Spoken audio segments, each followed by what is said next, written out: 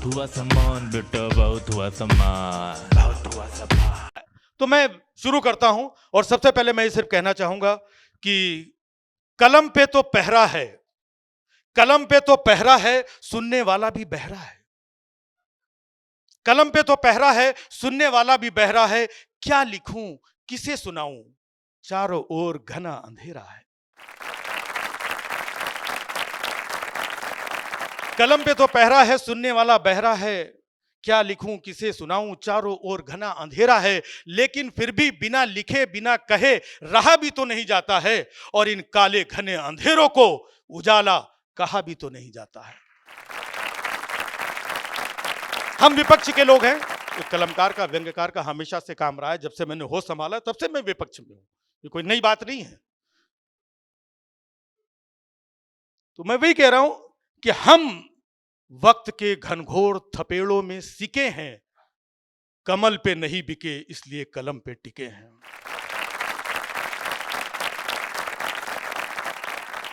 बहुत सारी बातें हो रही हैं कि मतलब आप हमारे देश के राष्ट्र निर्माता, आजादी के बाद जो पहले प्रधानमंत्री थे पंडित जवाहरलाल नेहरू जी, जिन्होंने देश को कहां से कहां पहुंचाया, देश की बुनियाद रखी, उन नेहरू जी को कोई कुछ भी कह रहा है। सर, आप पिछले 10 साल से देख रहे हैं, कोई कुछ भी कह रहा है, गालियां दे रहा है, अंट संट बक रहा है, मीम्स बना रहा है। मतलब आप नेहरू जी को कुछ भी कह सकते हो, एक रिक्शे वाले को कुछ नहीं कह सकते हो, चाय वाले को कुछ नहीं कह सकते हो, सब्जी वाले को कुछ नहीं कह सकते हो, पान वाले को कुछ नहीं कह सकते हो। हालांकि मामला रिक्शे वाले और चाय वाले पे खत्म हो गया था, फिर भी मैंने सेफ्टी साइड 2 चीजें जोड़ दी हैं। और वैसे भी पता नहीं, नया भारत है, कल को सब्जी वाला और पान वाला भी कोई सीएम और डीसीएम बन जाए तो यहां कुछ भी संभव है।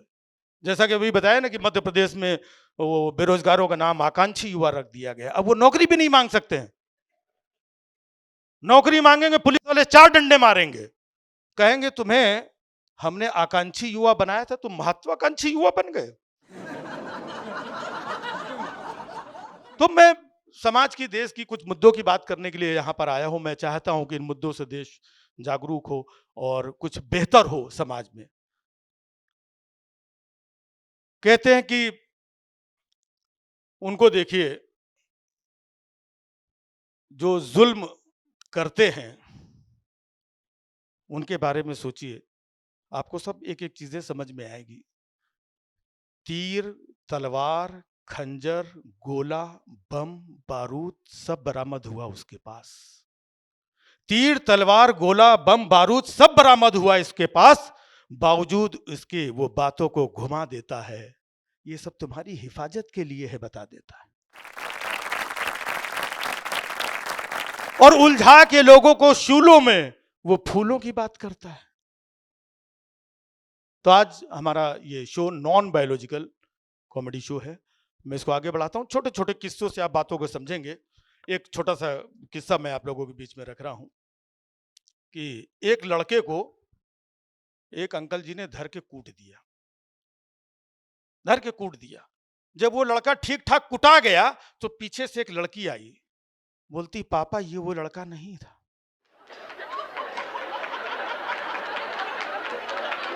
देश में बिल्कुल यही चल रहा है। बुलडोजर चल गया, एफआईआर हो गई, यूएपीए लग गया, अंदर हो गया, बाद में पता चलता है इसकी कोई गलती नहीं थी। उसके कुछ एग्जाम्पल भी यहां पर बैठे हुए हैं। संजय राउत जी वो सफर तय करके आए हैं। पहले चलो, बाद में नहीं कुछ, ओके, यही हो रहा है। मैंने देखा 2 बुजुर्ग लोग आपस में ताली दे देकर के बहुत जोर से हंस रहे थे। वहां पर काफी भीड़ भाड़ लग गई। लोगों ने पूछा क्यों हंस रहे हैं, तो एक ने बोला कि ये जो अंकल जी हैं ये कह रहे हैं हमारे पास देश की हर समस्या का हल है। तो हमने कहा इसमें हंसने की क्या बात है भाई, ये बुजुर्ग आदमी, इनसे पूछ लेते हैं क्या हल है। तो मैंने उनसे पूछा सर क्या हल है। बोले देखो एक ही हल है, देश की जितनी भी जनता है ना सबको उठा के जेल में डाल दो, और जेल के अंदर एक गधे को भी बंद कर दो। हमने कहा गधे को क्यों, तो फिर वो ताली दे के हंसने लगे, कहने लगे देखा मैंने कहा था ना जनता के बारे में कोई नहीं पूछेगा। सब गधे के बारे में पूछेंगे। ये है। अब यूपी बॉर्डर में मैंने देखा कि बॉर्डर पे एक आदमी साइकिल में एक बोरी रख करके रोज ले जाता था बॉर्डर से। रोज साइकिल में बोरी रख के पता नहीं क्या ले जाता था। एक दिन नजर पड़ गई पुलिस वालों की, उसको लगा कि कोई तस्करी कर रहा है ये। उसको रोका, रुक क्या है? बोलता है साहब कुछ नहीं है, बालू है इसमें। बोले दिखाओ, वाकई इसमें बालू थी। अब वो रोज बालू लेकर के जाता था। बोले बालू लेके जा रहा, जाने दो। कई दिनों बाद पता चला वो साइकिल की तस्करी कर रहा था।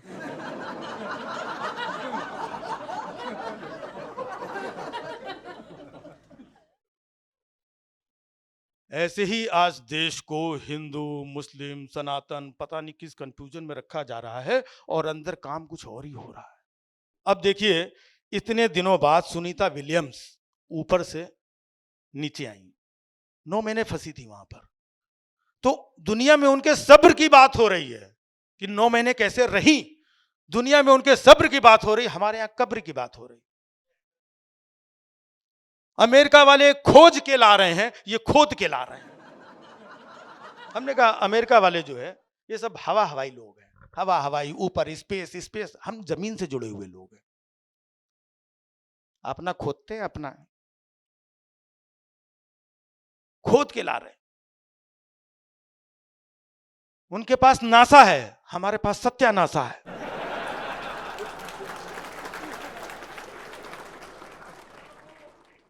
ये तो सुनीता विलियम्स वहां पे फंसी थी, ये यहां पे फंसे थे। चुनाव ना हो रहे थे, फंसे रहते हैं। इन्होंने ध्यान नहीं दिया। अगर इनको पता चल जाता तो अगले दिन सुनीता विलियम्स नीचे होती। करना ही क्या था? मेरे 125 करोड़ भाइयों बहनों, क्या आप अपनी बहन के लिए, आप अपनी बेटी के लिए इतना नहीं कर सकते? थाली निकाले, टाले, टन टन टन टन, इतनी आवाज तो खुद टप से नीचे आ जाती। जिसके लिए अमेरिका ने 1 साल लगा दिया।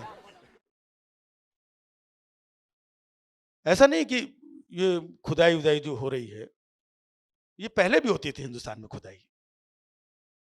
तब खुदाई होती थी, खजाना निकाला जाता था, ढूंढा जाता। आज खुदाई करके पखाना बनाने की बात हो रही है। अब बताइए, औरंगजेब, उसके नाम पे क्या क्या चल रहा है सर? कोई औरंगजेब के नाम पे फिल्म बना रहा है, कोई बोल रहा है इसकी कब्र खोद दो, कोई कुछ कह रहा है, कोई कह रहा है इधर शौचालय बना दो। मतलब औरंगजेब चारों तरफ से घिर चुका है। इतना तो जब वो जिंदा था तब नहीं घिरा था जितना अब घिर गया है। हमने को सोचो, अगर आज वो जिंदा होता और चारों तरफ से घिर गया होता ऐसे ही, तो बेचारे को मजबूरी में बीजेपी ज्वाइन करनी पड़ती।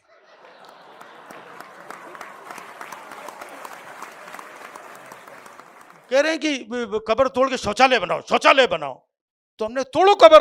वो कौन सा अंदर लेट करके मोबाइल पे ओटीटी पे वेब सीरीज देख रहा है? तोड़ दो कब्र, बना दो शौचालय। और हमने कहा शौचालय बनाने का ही अनुभव भी है आपके पास, आप शौचालय बनाइए, वही तो बना सकते हो आप। ताजमहल तो बना नहीं पाओगे, बनाओ शौचालय। मैं तो कह रहा हूं ताजमहल को भी तोड़ो, ताजमहल को तोड़ के भी शौचालय बनाओ। पहले विदेश के लोग आते थे, बड़े बड़े राष्ट्रपति प्रधानमंत्री दूसरे देशों के, तो हम उन्हें ताजमहल घुमाने लेकर के जाते थे। ट्रंप आए थे, उनको ताजमहल ले गए थे। अब जब ट्रंप अगली बार आए तो लोटा लेके अंदर बैठा देना।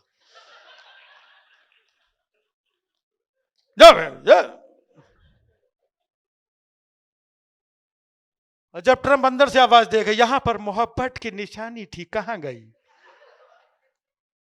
तो बोलना कोई फ्लश चला के वहां गया।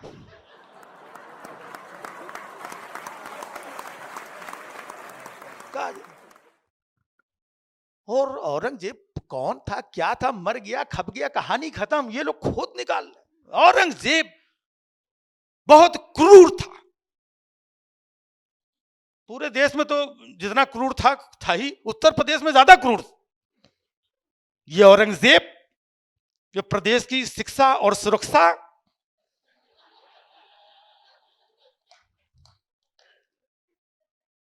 उन्हें उर्दू से तकलीफ है, उर्दू से तकलीफ है, और खुद बेचारे हिंदी पे हथौड़ा चला रहे हैं। उच्चारण और मात्राओं में बुलडोजर चला देते हैं। शिक्षा और सुरक्षा, बोलते औरंगजेब बहुत क्रूर था, उसने इतनी क्रूरता की, उसकी क्रूरता की कहानी, उतनी क्रूरता, औरंगजेब क्रूर। बेचारा औरंगजेब कब्र से हंस रहा है, ये बोल रहा है हमें क्रूर। सोचो कितना खतरनाक आदमी था औरंगजेब। औरंगजेब इतना क्रूर था।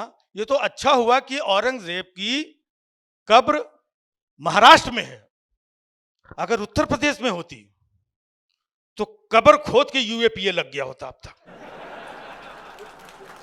कब्र से कुछ ना कुछ निकाल के गाड़ी में डालते, वो पलटा देते। महाराष्ट्र में और कब्र खोदो शौचालय बनाओ, यूपी में होता अब तक तोड़ के शौचालय बन गया होता, और तो और 65 करोड़ लोगों को बुलवा के मुतवा भी चुके होते। हमारा देश मतलब महान देश है। इसी महान देश में गौतम बुद्ध से लेकर के गौतम अडानी तक ने जन्म लिया है।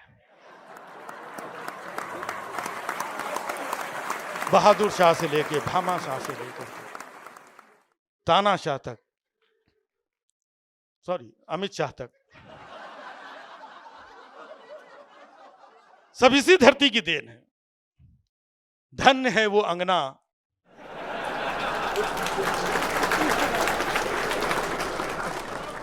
जहां पे जन्मी। तो भाई साहब, मैं भी यहां पर प्रेम, हास्य, व्यवहार सब यही फैलाने आया हूं और कुछ करने नहीं आया हूं। आज सलमान सर ने बहुत डरा दिया, कहने लगे अच्छा कुछ एफआईआर वगैरह चीजें, ये सब आजकल तो बड़ा डर लगता है कॉमेडियंस के शो पे जाने पे। ऐसा सर कुछ नहीं है, रिस्क हम लोग ले ही रहे हैं, आप सब लोग भी रिस्क ले रहे हैं, जितने हमारे सांसद लोग बैठे हुए हैं, बाकी के लोग, सोसाइटी समाज, तो रिस्क पे ही दुनिया चल रही है। तो मेरे शो का नाम है नॉन बायोलॉजिकल। कई लोग मुझसे पूछते नॉन बायोलॉजिकल कॉमेडी क्या होती है, तो हमने कहा देश में 10 साल से चल रही हो, तुम्हें पता ही नहीं। देश वाकई में बदल रहा है। देश नया भारत है, ये नया भारत है और नया लोकतंत्र भी है। नए लोकतंत्र में पता नहीं क्या क्या हो रहा है। आप करोड़ों लोग जलने वाले हैं यहां पर। एक जज साहब के यहां करोड़ों रुपए जल गए, लेकिन नए लोकतंत्र में देखिए, जिनके यहां नोट बरामद हुए उनका ट्रांसफर किया गया, और जिनके घर में कभी भी कुछ भी बरामद नहीं हुआ उनको तिहाड़ जेल में। और आप अकेले नहीं हैं, आपका पूरा कुनबा है।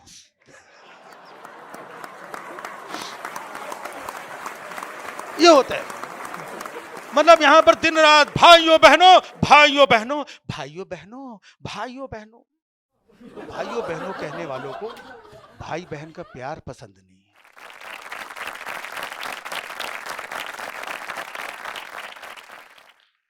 अच्छा, दिल्ली और मुंबई में मैंने फर्क देखा है। यहाँ की मेडिकल व्यवस्था जो दिल्ली की है और मुंबई की, मैं समझता हूँ मुंबई की मेडिकल व्यवस्था ज्यादा अच्छी है। क्योंकि देखिए सैफ अली खान, उनको चाकू मारी गई थी, पीठ में आधा चाकू घुस गया था, वो काट के तोड़ के ऑपरेशन करके बाहर निकाला गया, और दूसरे दिन पट्टी उट्टी लगा के तीसरे दिन सैफ अली, वाह। यहां दिल्ली की घटना देखिए, संसद की घटना हुई थी, एक बुजुर्ग को हवा का झोंका लगा, उनको पता ही नहीं चला कहां क्या हुआ है। अरे राहुल गांधी ने धक्का मारा, भीड़ भाड़ लग गई। अब यहां का ट्रीटमेंट देखिए,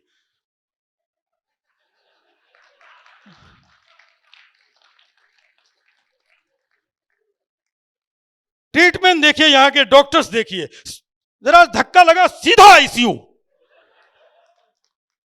पहले डॉक्टर ने इधर पट्टी बांधी छोटी सी, फिर समझ में नहीं आया, फिर इधर बांधी, फिर इधर बांधी, फिर भी समझ में नहीं आया तो पूरा मुंह बांध दिया, कहीं तो चोट लगी होगी।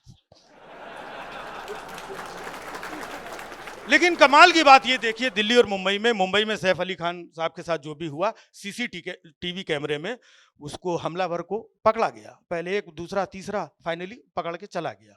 भाई साहब, संसद में नामजद एफआईआर हो गई, अभी तक सीसीटीवी कैमरे की फुटेज नहीं आई।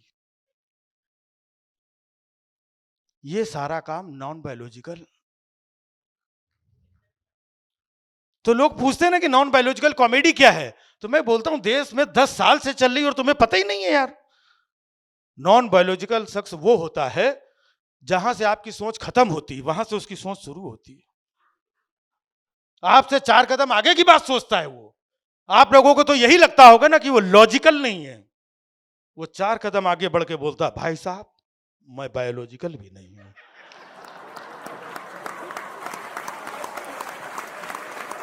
Non biological. हमारे देश में भगवान राम, भगवान कृष्ण से ऊपर का मॉडल लॉन्च हो चुका है, क्योंकि भगवान राम और भगवान कृष्ण भी बायोलॉजिकल थे। ये मैं नॉन बायोलॉजिकल। अच्छा, नॉन बायोलॉजिकल इंसान की मैं पहचान भी बता रहा हूं।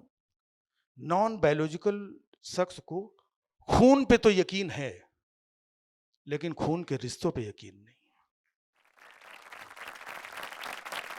खून पे तो यकीन है, लेकिन खून के रिश्तों पे यकीन नहीं है। उसका यह मानना है कि कुछ रिश्ते ऐसे होते हैं जो खून के रिश्ते से ज्यादा मजबूत होते हैं। आप कुछ भी गौतम को बोलिए, दर्द नरेंद्र को होगा। यह रिश्ता है। नहीं, मैं गौतम गंभीर की बात नहीं कर रहा हूं, गौतम बुद्ध की भी बात नहीं कर रहा हूं। मैं उस गौतम की बात कर रहा हूं जिसने लॉकडाउन में साधना करके पूरी दुनिया जीत ली थी और नंबर 1 हो गया था। अब देखने वाली बात यह है, गौर करने वाली बात की यह देखिए आप, साधना किसी ने की, घर किसी ने छोड़ा, पत्नी किसी ने छोड़ी, ज्ञान किसी को प्राप्त हुआ, और गौतम कोई और ही हो गया।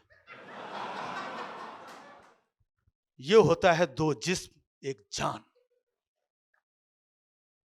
नॉन बायोलॉजिकल होता क्या, वो मैं बताता रहूंगा, आपको समझ में भी आएगा। अच्छा, आप लोग किसी को कपड़ों से पहचान सकते हैं? वो पहचान लेते हैं, और उन्हें कोई ना पहचान ले इसलिए दिन में 4 बार कपड़े बदल देते हैं। हम अक्सर सुनते रहते कि नेहरू जी के कपड़े पेरिस धुलने जाते थे, पेरिस धुलने जाते थे, सुनते थे हम लोग। भाई साहब ये भी अपने कपड़े लेके पहुंच गए। बोले धो दो, लॉन्ड्री वालों ने मना कर दिया।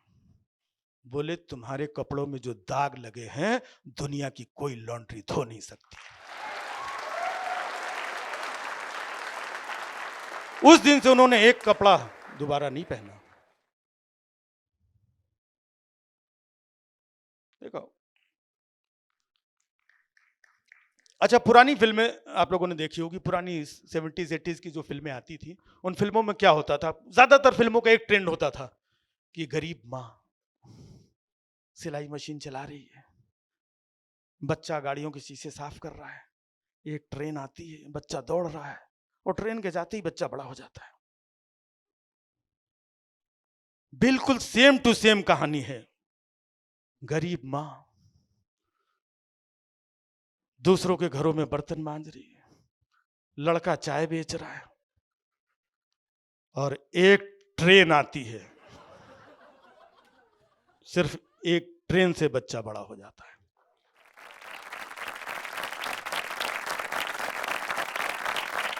वो करता है, ट्रेन से बड़ा हो गया, भाइयों बहनों ये वो मैं वहां, और डॉलर का डा, महंगाई का मां, और भाइयों बहनों ये मंगलसूत्र छीन लेंगे, ये कर ले, ये वो। 10 साल खत्म हो गए। यही चल रहा है। तो नॉन बायोलॉजिकल धीरे धीरे समझ में आ रहा है ना? हाँ, अगर आपके समझ में आ जाए तो ये आपकी प्रॉब्लम है। बाकी ये काल्पनिक कहानी सुना रहा हूं मैं, इसका किसी से कोई लेना देना है नहीं, और मेरा तमिलनाडु का टिकट भी कंफर्म नहीं हुआ है। हाँ, कश्मीर से 370 हटाई गई और कहा गया कि वहां पर कोई भी प्लॉट खरीद सकता है। 370 कश्मीर से हटाई गई और प्लॉट भाई साहब अयोध्या में काटे जा रहे हैं। ये अवधेश प्रसाद जी बताएंगे। प्लॉट अयोध्या में काटे जा रहे मुद्दे। उन्होंने 3 तलाक खत्म किया। 3 तलाक क्यों खत्म किया वो भी मैं बता रहा हूं, क्योंकि उनको मालूम है जो काम बिना तलाक बोले हो सकता है,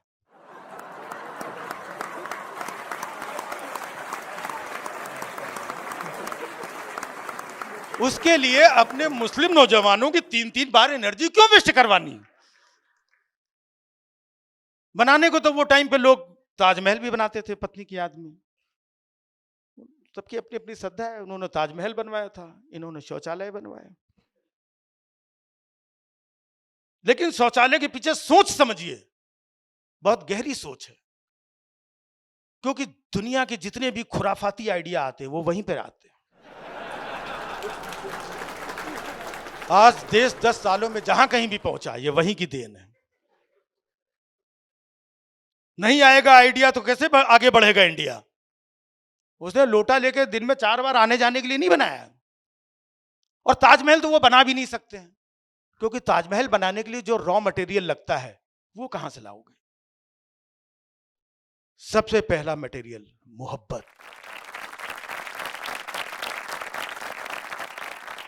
दूसरी चीज पत्नी। तीसरी चीज पत्नी से मोहब्बत। बोले यार इतना मटेरियल नहीं, तुम लोग शौचालय में खुश रहो यार। क्या याद है मुझे? मुद्दों की बात करते हैं। देश में कुछ लोग कहते हैं कि उन्हें इतिहास गलत पढ़ाया गया। ये भी वो लोग कहते हैं जो कभी स्कूल नहीं गए, या कुछ एक लोगों ने 12वीं के बाद इंटर किया है, वो कहते हैं इतिहास गलत पढ़ाया गया। तो कभी कभी मुझे भी लगता है वाकई में इतिहास गलत पढ़ाया गया है। बताइए, हमें पढ़ाया गया कि देश 1947 में आजाद हुआ था, अब जाके मालूम पड़ा 2014 में आजाद हुआ। तो इतिहास तो गलत पढ़ाया गया ना, चाहे हमें गलत पढ़ाया गया हो या उनको गलत पढ़ाया गया हो। बहुत सारी चीजें गलत पढ़ाई गई। अब जैसे हमको पढ़ाया गया अकबर महान था, अब पता चल रहा वो विधूड़ी से भी ज्यादा चिरकुट था।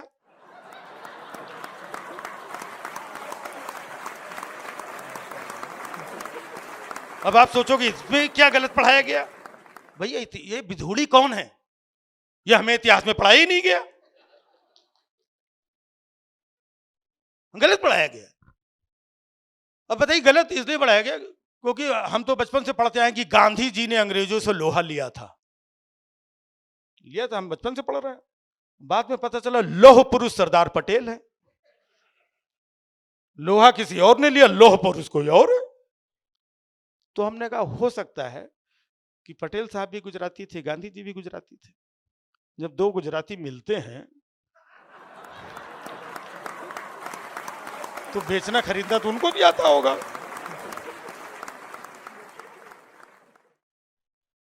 नॉन बायोलॉजिकल दुनिया, आपको सर कहीं जाना होता, 2 दिन की 1 दिन की छुट्टी नहीं मिलती, वो बगैर छुट्टी की दुनिया घूमा है। और घूमते घूमते हुए एक ऐसे देश में पहुंच गए जहां पर एक प्राइम मिनिस्टर ने उनका स्वागत किया, वेलकम। भाइयों बहनों, बोले हम इधर अकेले खा रहा है, नहीं आदत। बोले हमने सुना है कि पहले तुम चाय बेचा करता था, क्या ये सच है? मित्रों, अकेले खा, नहीं आदत। बोले नहीं, क्या ये सच है कि पहले चाय? बिल्कुल भाइयों बहनों, ये 16 आने सच है कि पहले मैं चाय बेचा करता था। बोले हम ऐसे नहीं मानेगा, तुम अपने हाथ से 1 कप चाय बना के पिलाएगा, हम पिएगा तो मानेगा। भाई साहब गए अंदर से चाय वाय बना के लेके आए, उनको दिया। जैसे उन्होंने एक सिप मारी, पूरी चाय मुंह के बाहर। इतनी घटिया चाय, इतना गरम मसाला, इतनी मिर्ची, इतनी हल्दी, इतनी धनिया चाय में कौन डालता है? तुम झूठ बोलता है कि तुम चाय बेचा करता था। नहीं, मैं कभी झूठ नहीं बोलता। तो इतना चिल्लाता क्यों है? नहीं, मैं कभी झूठ नहीं बोलता। मैंने कहा था कि मैं चाय बेचा करता था, बनाया नहीं करता था। भाइयों बहनों, मुझे बेचना अच्छी तरह से आता है, बनाना नहीं आता है।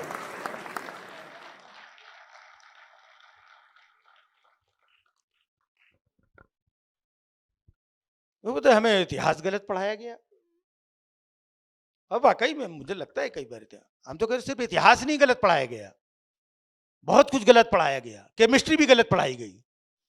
बताइए, नाइट्रोजन गैस के बारे में पढ़ाया गया, हाइड्रोजन गैस के बारे में पढ़ाया गया, क्लोरीन गैस के बारे में पढ़ाया गया, नाले की गैस के बारे में पढ़ाया ही नहीं। केमिस्ट्री भी गलत पढ़ाई, हमें तो भूगोल भी गलत पढ़ाया गया है कुछ लोगों के इस देश में। कुछ लोगों को भूगोल इतना गलत पढ़ाया गया है कि उन्हें पता ही नहीं है कि मणिपुर भी अपने देश में है।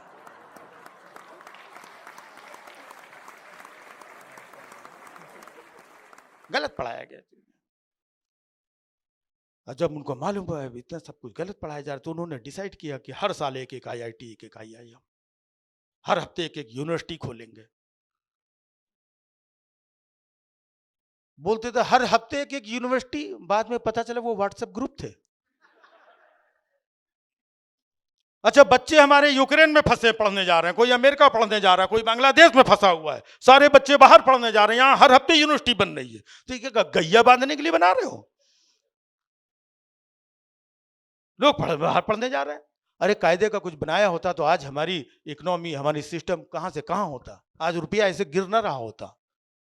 अच्छा, रुपया क्यों गिर रहा है किसी को पता है? गिर रहा है रुपया, मैं बताता हूं आपको। एक बार रुपए ने किसी से शर्त लगा ली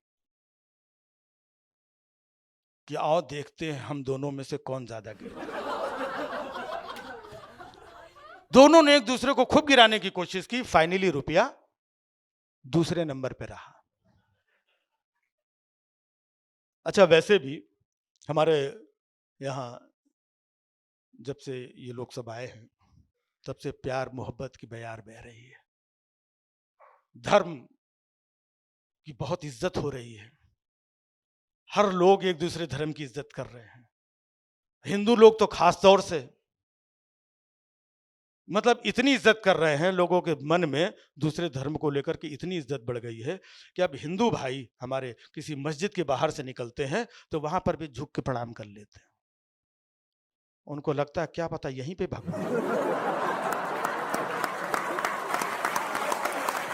भाई साहब, दुनिया कहां से कहां ऊपर जा रही है, हम नीचे जा रहे हैं। खोदो, दुनिया खोज कर रही है, हम खोद के निकाल रहे हैं। जब सचिन सेंचुरी मारते थे ऊपर की तरफ देखते थे, कोई प्रॉब्लम में होता है ऊपर वाले, कोई ऊपर वाले को याद करता है, दुआ करता है ऊपर, मतलब ऊपर वाला कहीं ऊपर है, ये नीचे खोद रहे। मतलब जिस लेवल की खुदाई चल रही है, मुझे लग रहा है कि आने वाले टाइम पे उत्तर प्रदेश का नाम बदल के हडप्पा प्रदेश हो जाएगा। हाँ? हम लोग हडप्पा की खुदाई के बारे में पढ़ते थे, हमारे बच्चे कटप्पा की खुदाई के बारे में पढ़ेंगे। वहां पे नाम चेंज, मतलब आए दिन नाम चेंज कर दो, इसका नाम चेंज, मुझे नाम चेंज करने सर कोई तकलीफ नहीं है। इलाहाबाद का नाम चेंज किया है ना, सर अयोध्या का, फैजाबाद का नाम चेंज किया, इतने नाम चेंज किए, मुझे नाम चेंज करने से कोई तकलीफ नहीं है। तकलीफ तो उस आदमी को ही होगी जिसने नाम चेंज करने के 15 दिन पहले इलाहाबाद से फैजाबाद का टिकट बुक कराया। उसको समझ में नहीं आ रहा आया कहां से, जाना कहां है, बिना टिकट।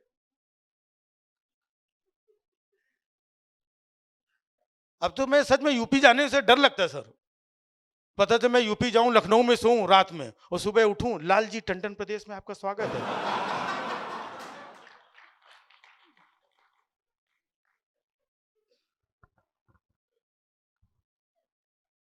अच्छा, नाम ही नहीं बदल रहे हैं, नाम ही नहीं बदल रहे, बहुत कुछ बदल रहा है। राम भी बदल रहे हैं, इनके राम देखिए कैसे समय समय पे बदलते हैं।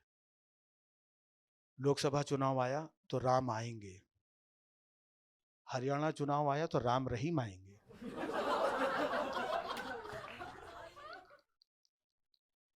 उसके बाद आसाराम आएंगे, अब बिहार का चुनाव है तो पलटू राम आएंगे, जीतन राम आएंगे। कैसे कैसे इनके राम बदलते। अब चुनाव के पहले मंदिर का उद्घाटन हो गया, आए दिन वहीं पे लंबा लेटे रहते थे भगवान, और सबको पूछते फलाने नहीं आए, ढिमाके नहीं आए, तुम मंदिर क्यों नहीं आए, तुम क्यों नहीं आए, और चुनाव के बाद से खुद ही नहीं गए। अब वो तो नहीं गए लेकिन मैं पहुंच गया, मैं पहुंच गया अयोध्या में दर्शन करने के लिए। तो मैं जैसे ही स्टेशन से नीचे उतरा, हमको स्टेशन पे ही प्लेटफॉर्म पे प्रभु राम मिल गए। अरे हमने कहा प्रभु धन्य, आपने यहीं पे दर्शन दे दिए, लेकिन आपको तो इतना मंदिर बन गया, आप यहाँ क्या कर रहे हैं? बोले बेटा वहां पानी चू रहा है। हमने यहां कर क्या रहे हैं? बोले बेटा ढूंढ रहा हूं। हमने किसको ढूंढ रहे हैं? बोले उसी को जो हमें लेके आए थे। हमने प्रभु आपको कौन लेकर के आ सकता है? बोले बच्चा ये बात तुम्हें मालूम है, उन नालायकों को नहीं मालूम है। हमारा फोटो बनाए थे उंगली पकड़ के ऐसे लेके आ रहे हैं, गाना बनवाए थे जो राम को लाए थे। ढूंढ रहा हूं बेटा। अरे प्रभु आप तो अब ढूंढ रहे हो, गंगा मैया 10 साल से ढूंढ रही।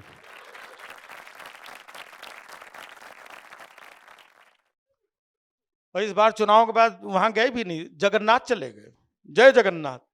तो हमने कहा अगली बार देखना है जय जगन्नाथ ढूंढेंगे। तब कहीं शिरडी में बैठे होंगे, शिरडी वाले मौका देख करके अपना निकल लेते। भगवान राम कहने मैं ढूंढ रहा हूं। हाँ बताइए, अंडर कंस्ट्रक्शन में हमको शिफ्ट करके चला, बना भी नहीं मामला, शिफ्ट कर दिया चुनाव के चक्कर में। ये कोई तरीका है? तो हमने कहा प्रभु आपको भी तो सोचना चाहिए। है आपने बताइए उनको 240 दे दिया। प्रभु बोले ना बच्चा मैं खुद टेंशन में हूं, हमने तो 140 ही दी थी।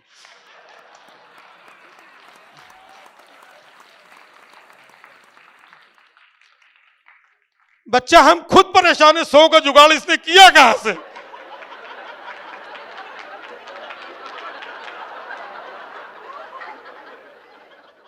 तो बायोलॉजिकल आदमी जो होता है वो किसी इंसान को ही धोखा दे सकता है।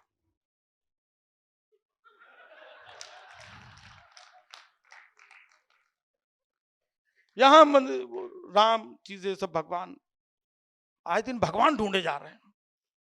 पहले बच्चे मिसिंग होते थे, भगवान ढूंढे जा रहे हैं। सब जगह का मामला अलग अलग हो गया है। यूपी में देखिए बच्चे गायब हो जाते हैं, खो जाते हैं, चुरा लेते हैं बच्चे। महाराष्ट्र में बाप चोरी हो गया।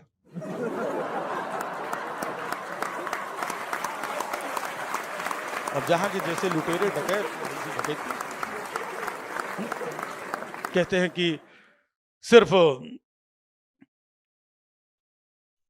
हे ईश्वर इतनी मेहरबानी कर देना, इतना मेहरबान हो जाना कि जब भी वतन को जरूरत हो मेरे कतरे कतरे लहू को कुर्बान कर देना।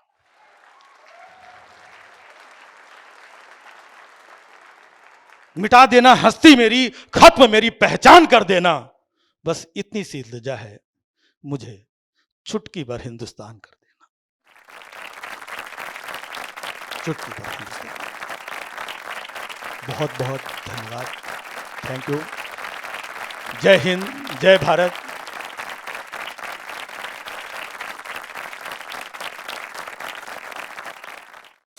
बहुत हुआ सम्मान बेटा, बहुत हुआ सम्मान, बहुत हुआ सम्मान।